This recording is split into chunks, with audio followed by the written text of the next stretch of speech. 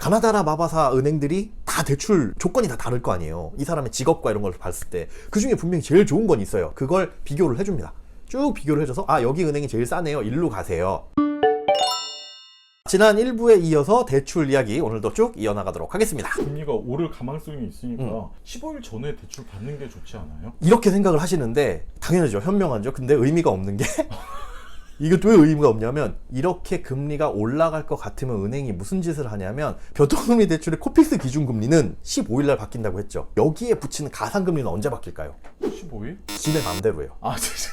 지네 맘대로라서 이미 은행에서는 가만히 있어보자. 요거 금리가 1.5에서 1로 떨어질 것 같은데 기준금리가 그러면 지네들 가상금리 얹은 걸 1을 받던 거를 살짝 1.3이나 1.5 상태로 올려요. 그러니까 손해보는 장사도 안 하고 우리는 그래서 그런 경우 있을 거예요. 한국은행 기준금리가 내려갔다는데 왜 내 대출금리는 안 내려갔지? 그게 뭐냐면 한국은행 기준금리하고는 별개지만은 한국은행 기준금리가 내려가서 코픽스 기준금리도 영향은 있을 거 아니에요. 얘가 떨어졌는데 지네들 가상금리를 떨어진 만큼 그 비슷한 수준으로 마진을 올려놓는 거예요. 그러니까 김밥집에 갔는데 뭐 김, 단무지, 밥 뭐 이런 가격이 전체적으로 원가가 떨어졌대. 그런데 김밥 가격은 한 줄에 2,500원이야. 그러면 뭐예요? 결국은 김밥집 사장님이 남겨먹는 게 많은 거죠.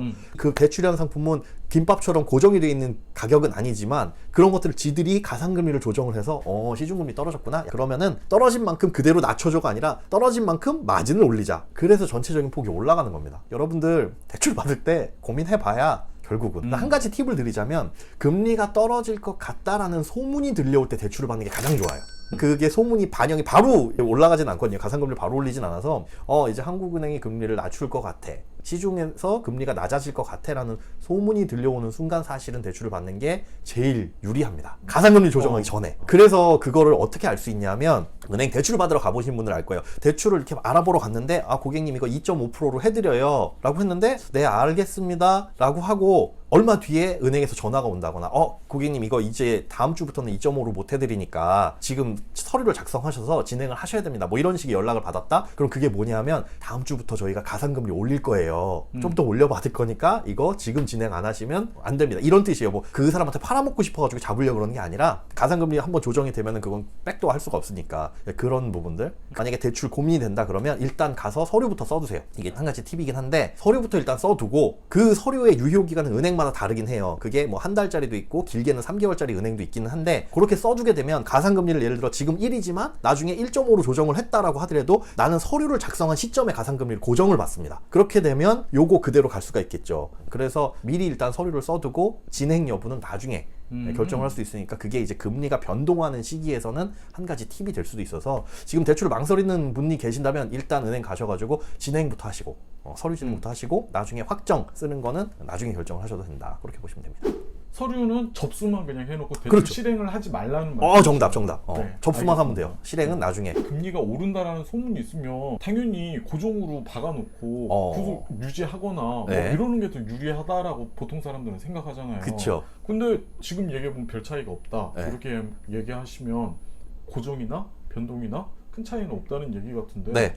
수정님께서는 그러면 어떤 거를 더 추천하세요? 대출을 받으려면 지금은 고정이 좋습니다. 이게 블로그나 이런 거 찾아보면 그런 원론적인 얘기해요. 앞으로 금리가 오를 것 같으면 고정으로 박아놓는 게 좋다. 근데 문제는 금리가 얼마나 오르느냐잖아요. 맞아. 언제까지 얼마나 오르냐를 모르는데 그건 되게 이론적인 얘기고 사실은 은행도 그걸 잘 몰라요. 그래서 그냥 우리에게 선택권을 주는 거예요. 만약에 A, 고정금리, 변동금리 둘 중에 은행 입장에서 이게 딱 유리하다. 그럼 이것만 팔지. 우리한테 선택권을 왜 줘? 지들도 모르니까 약간. 그런데 그때 상황에 맞춰가지고 요런 대출이 조금 유리할 것 같은데 그러면은 우리가 선택을 하게끔 이제 금리를 조정해 놓는 건데 대부분의 상황에서 사실은 고정이 좋아요.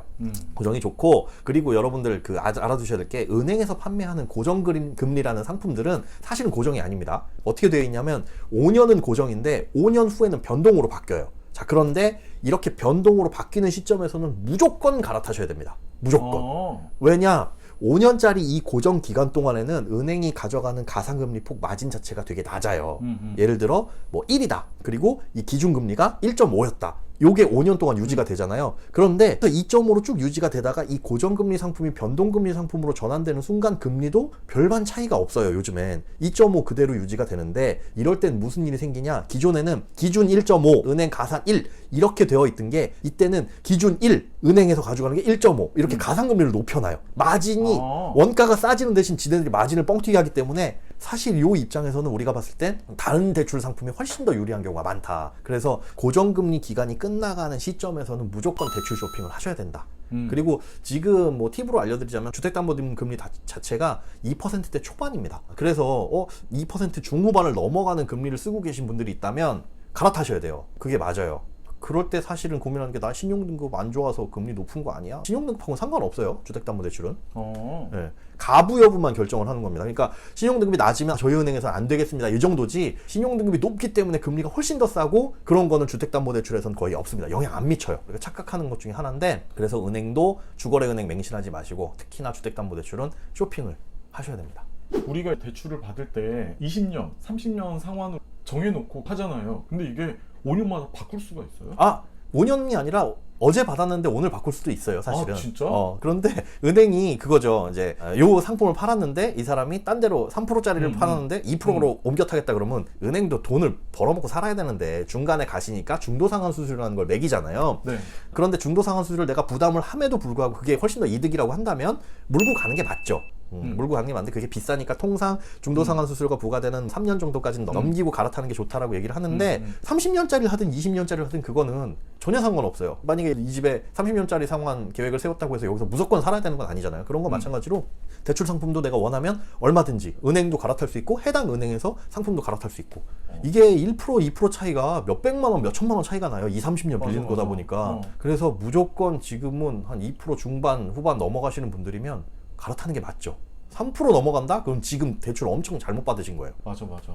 그럼 그분들도 다른 은행에 있는 대출 상품을 알아보거나 아니면 같은 은행에 있는 대출이라도 더 훨씬 싼 게 있으면 그걸로 갈아타라는 말씀이신 거죠? 네, 그런데 그걸 알아볼 수가 없잖아요.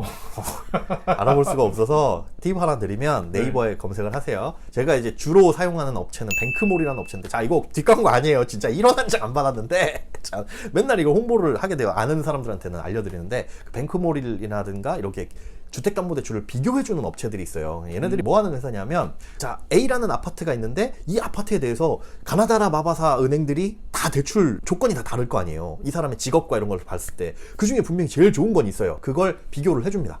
쭉 비교를 해줘서 여기 은행이 제일 싸네요. 일로 가세요. 대신에 저희 소개받고 왔다고 얘기 좀 해주세요. 이런 느낌이에요. 그래서 그렇게 가면 뭘 하냐, 그 은행에서는 은행이 먹을 마진이 요만큼 있을 거 아니에요. 그럼 그 마진의 일부를 떼가지고 이 업체랑 나눠 먹어요. 야 그럼 뭐 그렇게 갔을 때 보통 이러면 소개비로 더 비싸게 대출금리 요구하는 거 아니야? 라고 생각을 하잖아요. 그렇지 않아요, 절대로. 그러니까 은행은 어떤 입장이냐면 거기가 소개를 해주지 않았으면 이 고객은 우리한테 찾아올 일이 없었던 사람이니까 오히려 고마운 거죠. 마진을 좀 줄이더라도. 그래서 그 마진을 나눠 먹는 구조라 이렇게 해서 비교를 하는 게 가장 쌉니다. 그걸 해주는 업체가 뱅크몰이라는 업체가 제가 가장 신뢰를 하는데 왜냐하면 이력도 되게 오래됐고 규모도 커요. 그래서 미심쩍으면 거기 한번 전화를 해보셔가지고 네이버에 찾으면 나오니까 전화를 해보셔서 제가 주택담보대출 지금 이만큼 받고 있는데 요거보다 싼 거 있나요? 물어보면 100% 찾아줍니다. 한 3분 안에. 되게 신기해요. 그래서 그쪽으로 가시는 게 거의 지금 우리나라에서 주택담보대출 받을 땐 가장 싸다. 단 신용대출은 안 돼요. 이게 주택담보대출이 가능한 이유는 심지어 전화를 했을 때 내 이름도 안 물어보고 뭐 신용등급 이런 거 전혀 안 물어봐요. 왜? 아까 말씀드렸죠. 신용등급 상관없다고. 신용대출을 할 때나 신용등급이 상관이 있는 거라서 신용대출을 알아보려면 은행마다 가가지고 내 이력 다 넣어야 되지만 주택담보대출은 그렇게 대신 알아봐 줄 수 있다. 그게 한 몇백만 원 아낄 수 있을 거예요. 1, 2% 줄이면. 꼭 이 귀찮으시더라도 반드시 전화하셔가지고 그건 확인을 해보시기 바랍니다. 요즘에 전화 이렇게 하는 이건 옛날 사람이라지. 네, 전화 한번 해보세요.